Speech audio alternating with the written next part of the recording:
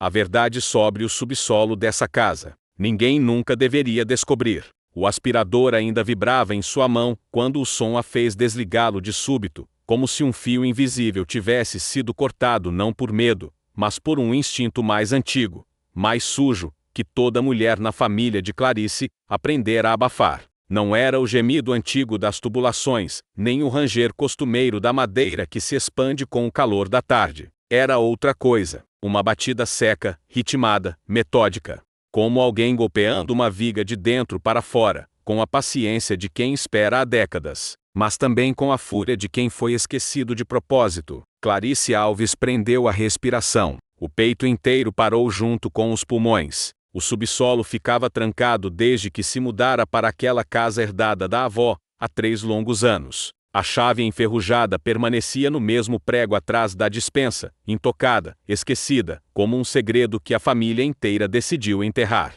Só que segredos não morrem. Eles batem. Outra batida, mais forte. Dessa vez, Clarice sentiu o chão vibrar sob seus pés descalços não como um tremor, mas como um coração gigante pulsando sob o cimento. Colocou o aspirador de lado com um cuidado que não fazia sentido, como se o barulho pudesse ser enganado pelo silêncio, e andou até a porta de madeira no canto da cozinha. As tábuas do piso rangiam sob seu peso, cada rangido parecendo uma denúncia.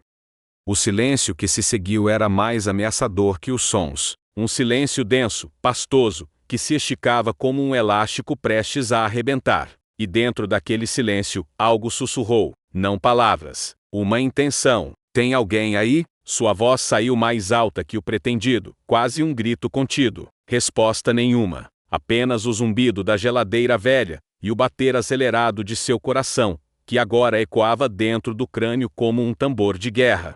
Clarice hesitou, os dedos pairando sobre a maçaneta de ferro frio. Podia ligar para o síndico, para a polícia, para qualquer um. Podia simplesmente virar as costas, trancar a porta da cozinha, e fingir que nada aconteceu, como sua mãe fez, como sua avó fez, como todas fizeram. Mas algo a impelia a abrir, uma curiosidade antiga e viscosa que sua avó sempre reprimira com histórias contadas pela metade, com coisas que não se mexem e lugares onde não se pisa. O que ela nunca disse foi o que acontecia com quem mexia. A chave girou com um estalo seco, como um osso quebrando. A porta rangeu para dentro, exalando um hálito de terra úmida, e tempo parado, um hálito que cheirava a decomposição e memória. Mas também há outra coisa, a coisa que ninguém nunca deveria descobrir.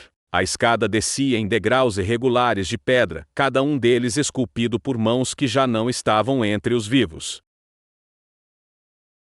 Clarice acendeu a lanterna do celular e desceu, contando mentalmente os passos. 1, 2, 3. A luz trêmula dançava nas paredes cobertas de salitre. 4, 5, 6. O ar ficava mais pesado a cada metro. 7, 8, 9. Seu próprio cheiro, perfume barato e suor de medo misturava-se ao mofo. 10, 11, 12, 13. O pé descalço alcançou o chão batido, duro como osso. Mas não era osso, era outra coisa.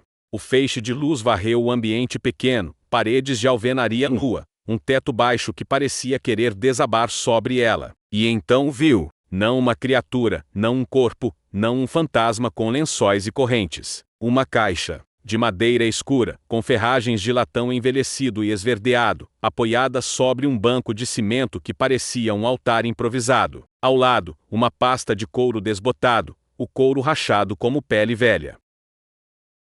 As batidas haviam parado completamente, mas Clarice sentia como se o ar vibrasse, como se o próprio silêncio estivesse esperando, aguardando o próximo movimento dela. Só que agora o silêncio não era vazio, estava cheio, cheio de algo que a observava. Ajoelhou-se diante da caixa. A umidade subia do chão e molhava seus joelhos através do tecido fino da calça. A tampa não estava trancada. Não havia cadeado, nem corrente, nem lacre. Apenas o peso do tempo.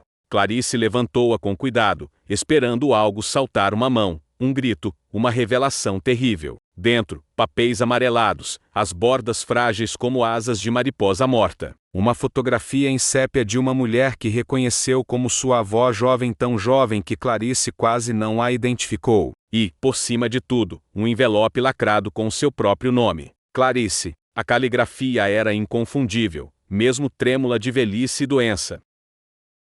A mesma letra que escrevera cartas de aniversário, bilhetes de boa noite, listas de compras. Mas ali, naquele subsolo fedendo a terra, aquela letra parecia um testamento, ou uma confissão. Antes de abrir o envelope, Clarice virou-se para a pasta de couro. Suas mãos tremiam enquanto abria os cadarços ressecados. Continha cadernos, 5 ao todo, com as capas gastas, os cantos dobrados, as páginas soltas em alguns pontos. O primeiro começava assim: hoje ele bateu de novo. Sei que não é sonho. Ele quer sair, mas não posso deixar. Se ele sair, a verdade sai com ele. Clarice sentou-se no chão frio, apoiou as costas na parede úmida e começou a ler. As horas passaram sem que percebesse. A luz do celular morreu, mas ela nem notou. Seus olhos já haviam se acostumado à penumbra, ou talvez fosse a verdade que a cegava. Os cadernos contavam a história de sua avó, nunca revelada a ninguém. Não era um amor proibido. Não era uma promessa romântica. Era outra coisa, muito pior. O homem não era um amante. Era uma vítima. Alguém que sua avó e suas irmãs haviam enterrado vivo no subsolo, décadas atrás, por um motivo que os cadernos chamavam de justiça e a lei chamaria de homicídio. As batidas nunca foram um chamado de amor. Foram um grito de socorro. Por décadas. E a avó de Clarice não libertou o homem. Alimentou-o pelas frestas até que ele morresse. Depois, o que bateu foi o que restou dele. Não um fantasma. Uma raiva que aprendeu a imitar a esperança. Clarice fechou os olhos, as páginas contra o peito. As lágrimas escorriam quentes pelo rosto frio. O barulho recomeçou. Agora não era suave. Não era canção de ninar. Era um martelo. Uma condenação. Você sabe agora, pareceu dizer cada batida. Você sabe o que ela fez. O que elas todas fizeram. E você também é uma delas. Clarice teve medo. Pela primeira vez desde que desceu, teve medo de verdade, não do escuro, não do desconhecido, mas do sangue. Do sangue que corria em suas veias.